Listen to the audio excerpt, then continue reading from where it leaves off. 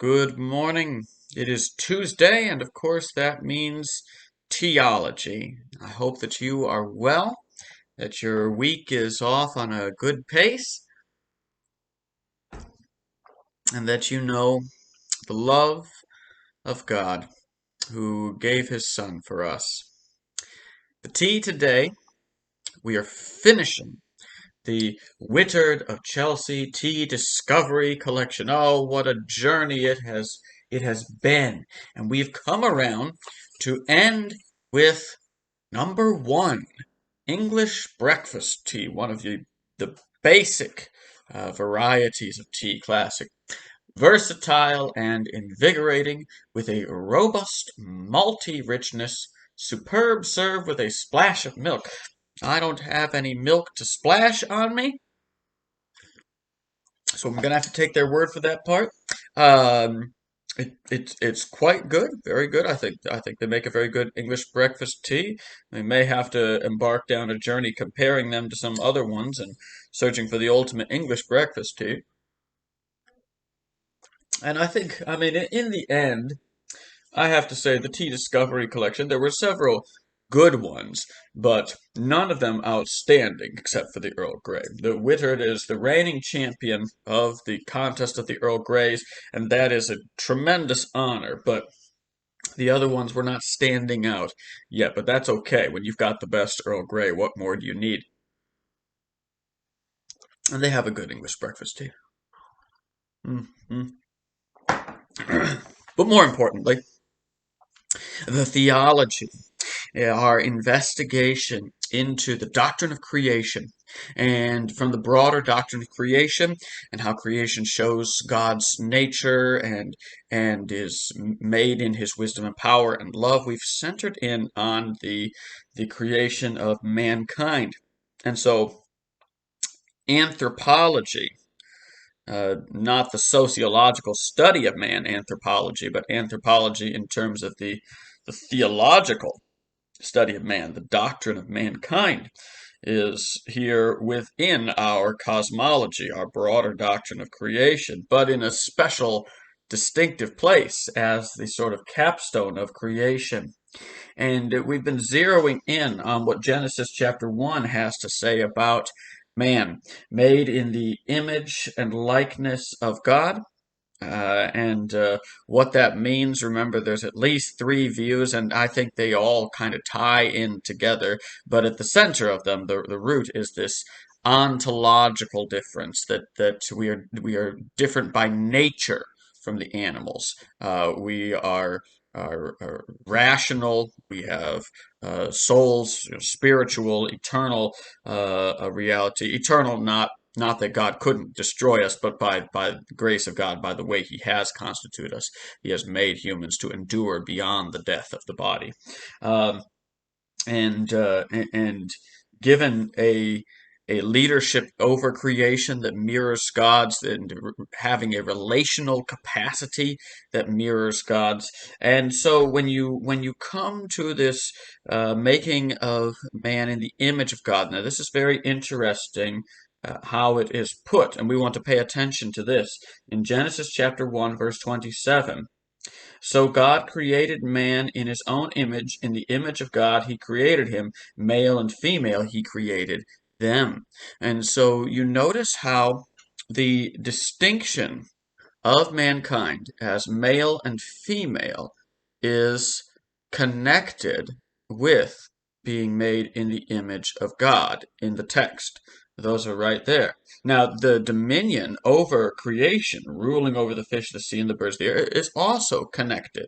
And so I think that gives us grounds for saying that the image of God is intentionally related to the role of lordship over creation and to the relational capacity of humankind. But we can perhaps go further when we look at how the creation of man in the image of God is put right in there with being made male and female, and say that this is the fundamental distinction of the human race. And there's a certain complication because of course you step back and you think to yourself, now wait a minute, but humans aren't the only things made male and female. In fact, there's a whole lot of the critters. The animal world is male and female. But what the passage it has not specified. It has given the creatures and they are to flourish and stuff, which implies reproduction. But when it comes to humanity, our biological distinction of sexes is given a particular significance. That it is the fundamental difference, and yet one in which both equally participate. This goes against any historical notions to consider the man as more spiritual or fundamentally better or more human or anything like that than the woman. No, male and female are both created in the image of God and equally and fully so. So there's a blow against that misogyny, which is so historically prevalent. But in our time, of course, it also becomes a blow against the ideologies of the this advanced stage of the sexual revolution that we're in. That remarkably enough, this passage, Genesis 1:27, which is so innocuous, which makes a claim about humanity in terms of the male and female that is so obvious and universally understood, now in our context becomes a radical claim of defiance against the forces of deception that are trying to deny this so obvious fact of human nature. That the fundamental distinction in the human race is the distinction between male and female, and we may go on to say between men and women. So male and female, these are biological terms, terms of biological sex. Men and women are terms of gender, which is the social expression of biological sex. You can make distinctions between male and man, female and woman, but those distinctions are always tied together. The gender distinctions are rooted in the biological realities. And of course, you don't need the Bible to know that this is true. Science will tell you that this is true. Nature will tell you that this is true. These distinctions are genetic. They are foundational and they are not changeable. They are deniable, but only as you stand sort of in defiance of nature and in defiance of reality. And so we live in a society that is attempting to, in a large sector of society, attempting to force people to deny basic reality about human beings. And that is, it's irrational, but it is an aspect of human rebellion. It may be an unprecedented aspect of human rebellion as far as the history of the world goes, but it is a defiance of God's design and order. And consider how interesting the reversal is, because of course we also live in a society that does push profound distinctions within the human race, and that is to say, racial distinctions are are at an extremely high level from the same forces that deny the gender distinctions, and so race is an immutable category which governs, makes these profound distinctions, and sex, gender, these are determined to be changeable, to be subjective, and so on. And you see this in how there's a push for saying that people can decide their own gender. But don't you dare think that you can decide your own race. That one is fixed and outside of you. The biblical picture is very different. Now, the Bible, gives us grounds for understanding the matter of race too. And there is racial distinctions are real in a sense, in that, of course, uh, geography, biology, these things have an effect on people, on the way we look, and on the way, physical characteristics develop. And so it is too a scientifically grounded thing. But the distinctions we make and the weight we put on them are a matter of society. These are socially determined. We decide the significance of the fact that people's skin color differs. And we want to acknowledge that people have done conducted tremendous historical evil based on those distinctions that they've made, and have considered some people less human than others. That's a great evil, and that is a defiance of God's design. But we look back to creation and we see that we're not looking at a fundamental distinction drawn on racial lines. That is a development of human history and something that we have socially given all the weight to. What we do see is a creational distinction of man and woman. And so when you find yourself in a society that majors and pushes the distinctions that are historical and socially driven, and denies the distinctions that are creational and foundational, you know that there is a twisting of God's ordering, and that this is not going to go in any good way. But there is a positive side to this, that when we acknowledge God's grand design for humanity, we can glory in what God has done, and we can look forward to his wonderful work.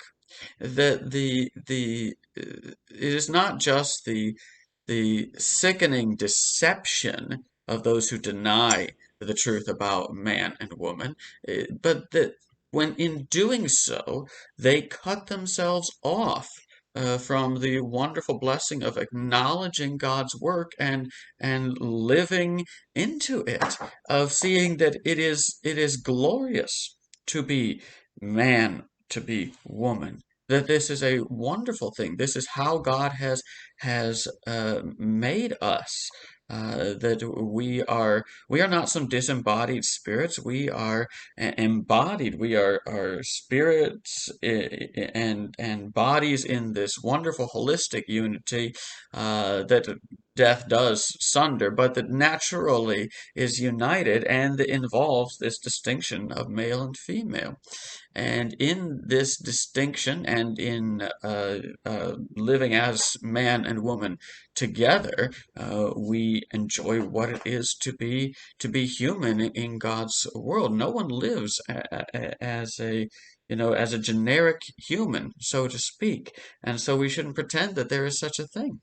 God has created this distinction. God has created us, and this reflects His image. Now, we do not want to follow that and try to push ideas about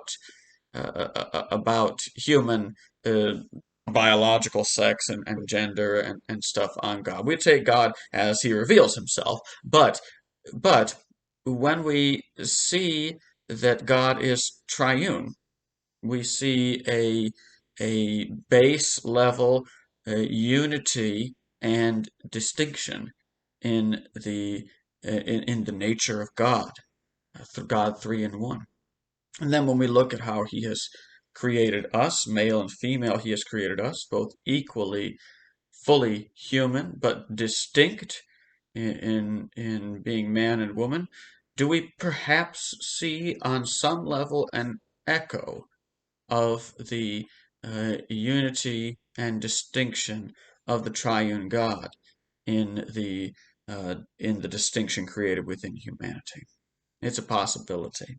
But in any case, acknowledging who God has made us and the wonder of His creation, and the full humanity and dignity and glory that is to be human, made in the image of God, male and female, then we embrace God's good design and can look forward to God's good design in redemption, that as men and women, We are bought by the blood of Christ if we trust in Him, and we may look forward to the glories of being God's men and women for all eternity.